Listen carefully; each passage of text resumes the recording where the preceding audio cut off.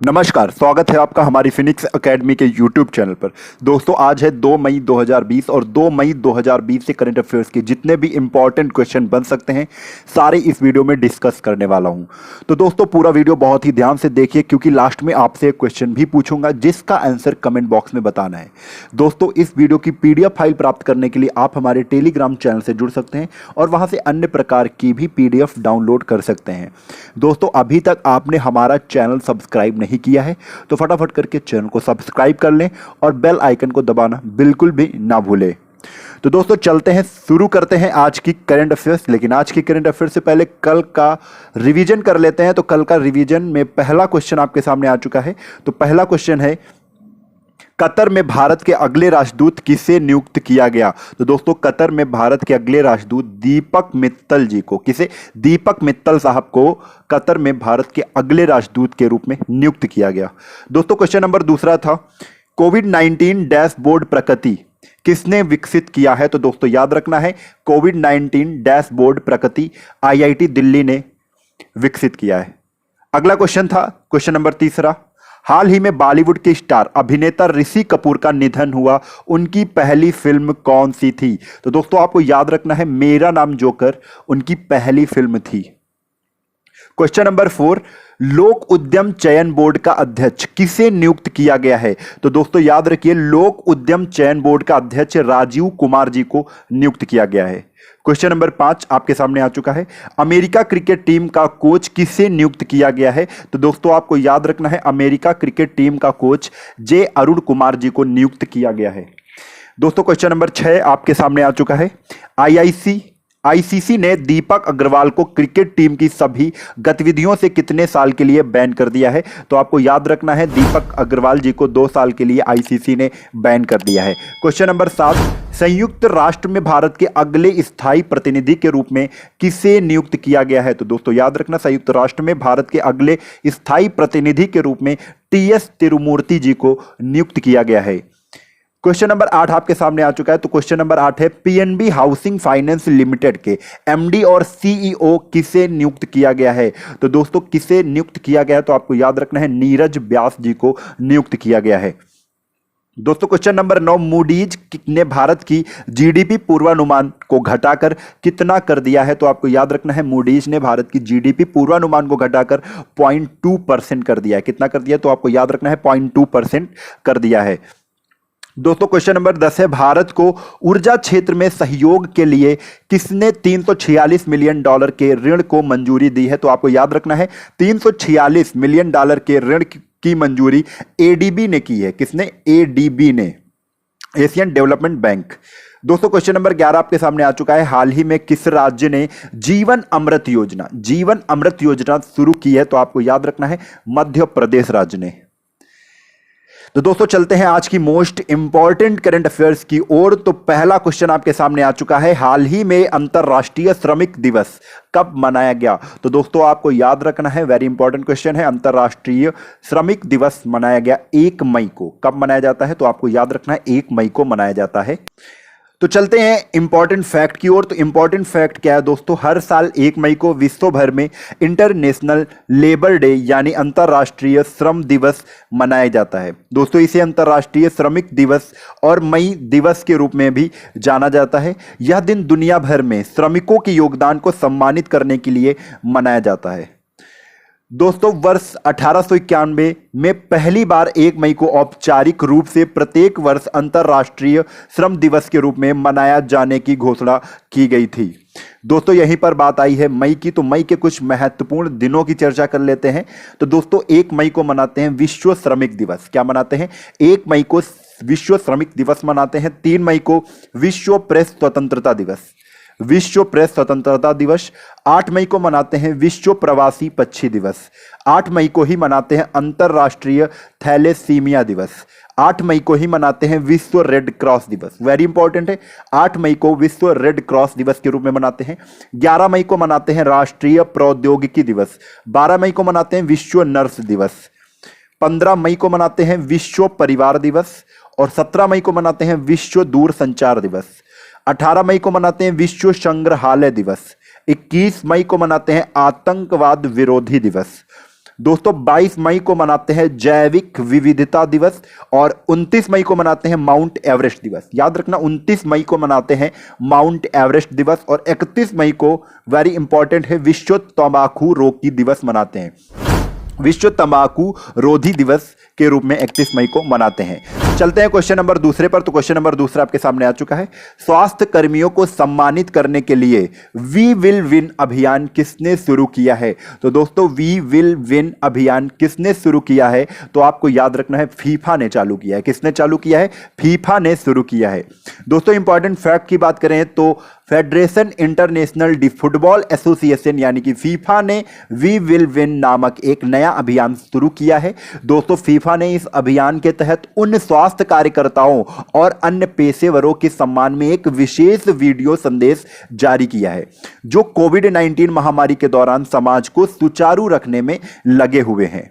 दोस्तों इस वीडियो में भारत के पूर्व फुटबॉल कप्तान भाईचुंग भूटिया भी शामिल हैं, जिन्हें 50 पुराने और वर्तमान स्टार फुटबॉल खिलाड़ियों में से एम्बेसडर के तौर पर चुना गया है। दोस्तों यहीं पर बात आई है फीफा की, तो फीफा की बात कर लेते हैं। फुल फॉर्म होता है federation international D football association. स्थापना दोस्तों 21 मई 1904 को हुई है। मुख्यालय है ज्यूरिख स्विट्जरलैंड में। अध्यक्ष है गोविनानी इन्फैंटिनो मोटो। कौन है? इन्फैंटिनो मोटो जी हैं अध्यक्ष। दोस्तों मोटो यानी कि थीम की बात करें तो थीम है for the good of the game. For the good of the game federation international D football association की थीम है या मोटो है। दोस्तों क्वेश्चन नंबर तीसरा आपके सामने आ चुका है। हाल ही में चुन्नी गोस्वामी का निधन हुआ, वह किस टीम के पूर्व कप्तान थे? तो दोस्तों याद रखना है आपको, चुन्नी गोस्वामी का निधन हो चुका है, वो किस टीम के पूर्व कप्तान है? तो आपको यहां पर याद रखना है फुटबॉल टीम के। किस टीम के कप्तान है? तो फुटबॉल टीम के कप्तान हैं।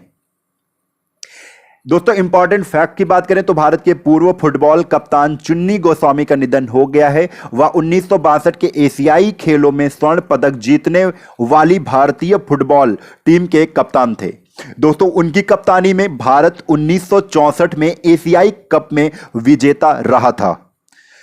चलते हैं क्वेश्चन नंबर 4 पर। तो हाल ही में ऑर्डर ऑफ राइजिंग सन से किसे सम्मानित किया गया है? तो वेरी इंपॉर्टेंट क्वेश्चन है। हाल ही में ऑर्डर ऑफ राइजिंग सन से किसे सम्मानित किया गया? तो आपको याद रखना है कि थंगजाम धबाली सिंह को। किसे? थंगजाम धबाली सिंह को ऑर्डर ऑफ राइजिंग सन से सम्मानित किया जा चुका है। इंपॉर्टेंट फैक्ट की बात करें तो मणिपुर के डॉक्टर हैं ये। थंगजाम धबाली सिंह को जापान सरकार द्वारा ऑर्डर ऑफ राइजिंग सन से सम्मानित किया गया है। यह पुरस्कार उन्हें भारत में जापान की बेहतर समझ को बढ़ावा देने और दोनों देशों के संबंधों को मजबूत बनाने के लिए दिया गया है। दोस्तों थंगजाम धबाली सिंह पेशे से एक एलोपैथिक डॉक्टर हैं और मणिपुर टूरिज्म फोरम यानी एमटीएफ के संस्थापक भी हैं। दोस्तों यहीं पर देख लेते हैं ये जो सम्मान है जिसका नाम है order of the rising sun, इसके बारे में।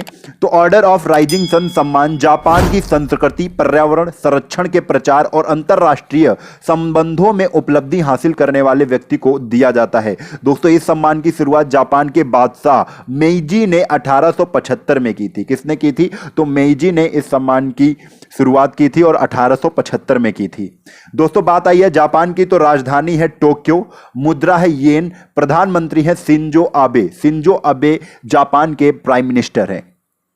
क्वेश्चन नंबर 5 आपके सामने आ चुका है। तो क्वेश्चन नंबर 5 है मनरेगा के तहत सबसे ज्यादा रोजगार देने वाला राज्य कौन बन गया है? कौन बना है? तो आपको याद रखना है मनरेगा के तहत सबसे ज्यादा रोजगार उपलब्ध कराए हैं तो छत्तीसगढ़ ने उपलब्ध कराए। किसने? छत्तीसगढ़ ने सबसे ज्यादा रोजगार प्रदान किए हैं मनरेगा के तहत।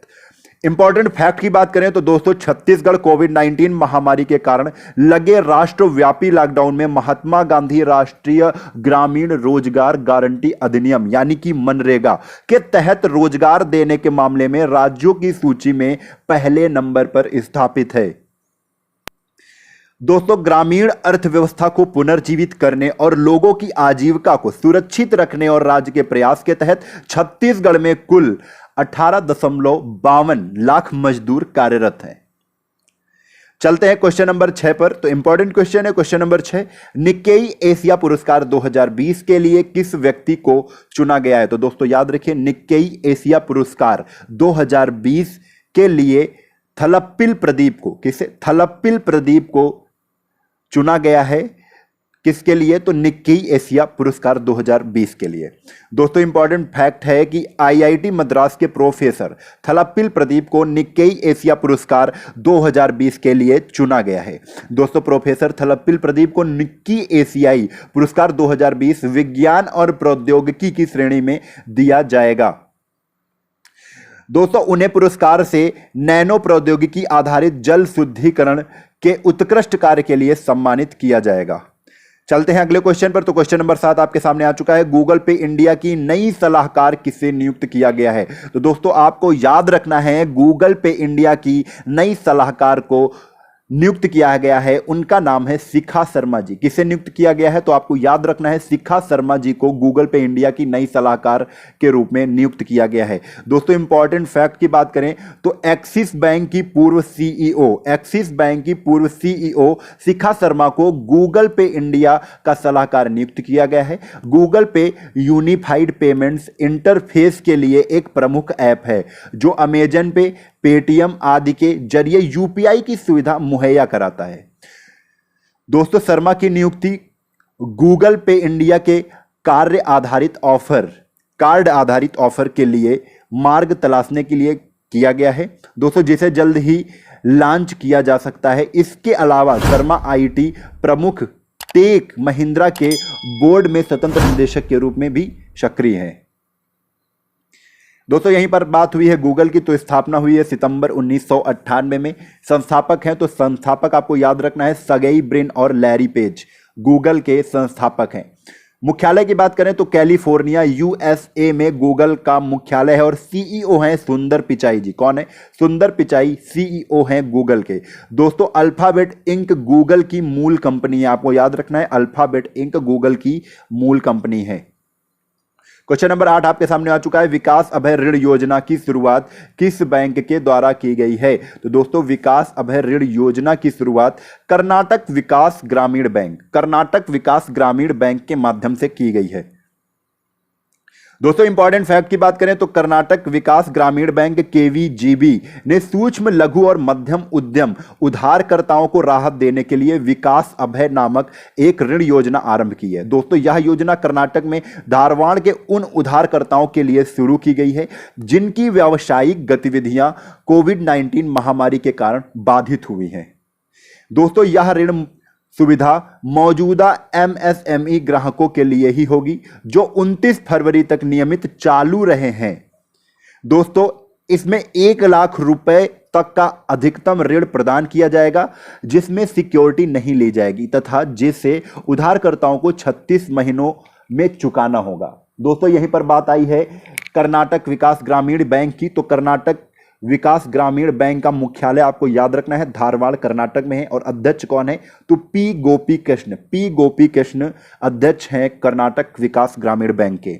दोस्तों क्वेश्चन नंबर 9 आपके सामने आ चुका है। क्वेश्चन नंबर 9 है अखिल भारतीय आयुर्विज्ञान संस्थान ने किस राज्य पुलिस के साथ मिलकर आयुरक्षा कार्यक्रम का आयोजन किया है? तो दोस्तों आपको याद रखना है किस पुलिस ने? तो दिल्ली पुलिस ने। किसने? दिल्ली पुलिस ने। दोस्तों इंपॉर्टेंट फैक्ट है आयुष मंत्रालय के अंतर्गत आने वाले अखिल भारतीय आयुर्वेद संस्थान और दिल्ली पुलिस के संयुक्त तत्वाधान में आयुरक्षा कोरोना से जंग दिल्ली पुलिस के संग शीर्षक कार्यक्रम का आयोजन किया गया। दोस्तों इस कार्यक्रम का आयोजन नई दिल्ली में कोविड-19 के खिलाफ लड़ने के लिए किया गया था जिसमें आयुर्वेद और इम्यूनिटी बूस्टिंग के सरल उपायों के बारे में भी बताया गया। दोस्तों आयुर्वेद, योगा एवं प्राकृतिक चिकित्सा, यूनानी सिद्धा, होम्योपैथिक मंत्रालय के राज्य मंत्री कौन है? तो आपको याद रखना है इनके पास स्वतंत्र प्रभार है। ये कौन है? श्रीपाद येसो नाइक जी हैं। क्वेश्चन नंबर 10 आपके सामने आ चुका है। क्वेश्चन नंबर 10 है कहां के काले चावल को भौगोलिक संकेत टैग यानी जीआई टैग दिया गया है? कहां के चावल को? तो दोस्तों आपको याद रखना है मणिपुर के काले चावलों को भौगोलिक संकेत टैग दिया गया है, यानी कि जीआई टैग दिया गया है। दोस्तों इंपॉर्टेंट फैक्ट आपके सामने आ चुका है, मणिपुर के काले चावल जिसे चाखाओ भी कहा जाता है और गोरखपुर के टेराकोटा एवं कोविलपट्टी की कदलाई मितई को भौगोलिक संकेत टैग यानी कि geographical indication tag, full form क्या होता है, जियोग्राफिकल इंडिकेशन टैग दिया गया है। दोस्तों चाखाओ के लिए, यानी कि चाखाओ क्या है, काले चावल, चाखाओ के लिए आवेदन चाखाओ के उत्पादकों के संघ द्वारा दायर किया गया था, जिसे मणिपुर सरकार के कृषि विभाग और पूर्वोत्तर क्षेत्रीय कृषि विपणन निगम लिमिटेड द्वारा सहायता दी गई थी। दोस्तों गोरखपुर टेराकोटा के लिए उत्तर प्रदेश के लक्ष्मी टेराकोटा मूर्ति कला केंद्र द्वारा आवेदन दायर किया गया था। दोस्तों बात आई है मणिपुर की, तो मणिपुर में चर्चा कर लेते हैं कौन कौन सी चीजें हैं इंपॉर्टेंट। तो राजधानी है इम्फाल, मुख्यमंत्री हैं एन बीरेन सिंह। कौन है? एन बीरेन सिंह मुख्यमंत्री हैं। राज्यपाल हैं नजमा हेपतुल्ला, मणिपुर की राज्यपाल हैं नजमा हेपतुल्ला। मणिपुर की लोकसभा की सीटों की बात करें तो 2 हैं, राज्यसभा की सीटों की बात करें तो 1 है, और बात करें अगर मणिपुर की विधानसभा सीटों की तो आपको याद रखना है 60 हैं विधानसभा की सीटें। दोस्तों मणिपुर के उच्च न्यायालय की बात करें तो इम्फाल में स्थित है, इम्फाल में स्थित है मणिपुर का उच्च न्यायालय। इसके मुख्य न्यायाधीश कौन है? तो रामलिंगम सुधाकर जी हैं, मणिपुर के उच्च न्यायालय के मुख्य न्यायाधीश। दोस्तों मणिपुर के 3 पड़ोसी राज्य की बात करें तो नागालैंड, मिजोरम और असम। नागालैंड, मिजोरम और असम मणिपुर के 3 पड़ोसी राज्य हैं। दोस्तों मणिपुर का एक पड़ोसी देश भी है जिसका नाम है म्यांमार। क्या है? म्यांमार मणिपुर का एक मात्र पड़ोसी देश है। मणिपुर के मूल निवासी मेइती जनजाति के लोग हैं। किस जनजाति के लोग हैं? तो आपको याद रखना है जो मणिपुर के मूल निवासी हैं वो मेइती जनजाति के हैं। लोकटक झील मणिपुर यानी पूर्वोत्तर भारत में मीठे पानी की सबसे बड़ी झील है लोकटक झील, जो कि मणिपुर में स्थित है। दोस्तों इंपॉर्टेंट फैक्ट आपके सामने आ चुका है, केबुल लामजाओ राष्ट्रीय उद्यान भारत में मणिपुर राज्य के बिष्णुपुर जिले में स्थित एक राष्ट्रीय उद्यान है। यह पूर्वोत्तर भारत में स्थित विश्व का इकलौता तैरता हुआ राष्ट्रीय उद्यान है और मणिपुर की विश्व प्रसिद्ध लोकटक झील का एक अभिन्न हिस्सा भी है। दोस्तों तुजू दर्रा कहां पर है? तो तुजू दर्रा बस आप याद रखिए, वेरी इंपॉर्टेंट दर्रा है, मणिपुर में ही स्थित है तुजू दर्रा। अब चलते हैं क्वेश्चन नंबर 11 पर। तो क्वेश्चन नंबर 11 आपके सामने आ चुका है, स्वास्थ्य एवं जोखिम संचार कम्युनिकेशन यस कार्यक्रम की शुरुआत किसने की है? तो दोस्तों याद रखिए, स्वास्थ्य एवं जोखिम संचार कम्युनिकेशन यस कार्यक्रम की शुरुआत national council for science and technology communication ने की है। किसने की है? तो national council for science and technology communication ने की है। दोस्तों इंपॉर्टेंट फैक्ट की बात करें तो national council for science and technology communication और विज्ञान प्रौद्योगिकी विभाग यानी कि डीएसटी ने कोविड-19 पर केंद्रित एक स्वास्थ्य एवं जोखिम संचार कम्युनिकेशन कार्यक्रम यानी कि year of awareness on science and health शुरू किया है, यानी कि यस को शुरू किया है। दोस्तों स्वास्थ्य के संबंध में जमीनी स्तर पर बेहतरी और प्रतिक्रियाओं को बढ़ावा देने के लिए शुरू की गई एक व्यापक विज्ञान और स्वास्थ्य संचार पहल है। चलते हैं क्वेश्चन नंबर 12 पर। तो क्वेश्चन नंबर 12 है, दुनिया का सबसे ज्यादा देखे जाने वाला कार्यक्रम कौन बन गया है? तो दोस्तों दुनिया का सबसे ज्यादा देखे जाने वाला कार्यक्रम कौन बन गया है? तो आपको याद रखना है रामायण। रामायण दुनिया का सबसे ज्यादा देखे जाने वाला कार्यक्रम बन चुका है। इंपॉर्टेंट फैक्ट की बात करें तो 1980 के दशक की भारत की महाकाव्य पौराणिक गाथा रामायण धारावाहिक ने दुनिया भर में सबसे ज्यादा देखे जाने वाले कार्यक्रम का विश्व रिकॉर्ड बनाया है। दोस्तों 16 अप्रैल 2020 को एक ही दिन में पूरी दुनिया में इस पौराणिक कार्यक्रम को 7.7 करोड़ दर्शकों द्वारा देखा गया है। कब कितने बार देखा गया? तो 7.7 करोड़ दर्शकों द्वारा 16 अप्रैल 2020 को एक ही दिन में पूरी दुनिया द्वारा देखा गया था। दोस्तों महाकाव्य पौराणिक गाथा रामायण को रामानंद सागर द्वारा लिखित और निर्देशित किया गया था। दोस्तों इस कार्यक्रम ने साल 2003 में दुनिया में सबसे ज्यादा देखी जाने वाली पौराणिक सीरीज के लिए लिम्का बुक ऑफ रिकॉर्ड्स में अपना नाम दर्ज कराया था। दोस्तों कल का सवाल आ चुका है आपके सामने। तो कल का सवाल था, कोरोना वायरस के चलते पिच ब्लैक 2020 युद्ध अभ्यास को किसने रद्द कर दिया है? तो यहां पर सभी के क्वेश्चन का आंसर सभी का सही था। तो दोस्तों बहुत बहुत बधाई कि आपने बिल्कुल सही उत्तर दिया है। तो सही उत्तर था इसका ऑस्ट्रेलिया। क्या था? ऑस्ट्रेलिया इसका बिल्कुल सही उत्तर है। तो दोस्तों आज का सवाल जिसका आंसर आपको कमेंट बॉक्स में बताना है। तो दोस्तों क्वेश्चन क्या है, हुडको के नए अध्यक्ष और प्रबंध निदेशक किसे नियुक्त किया गया है।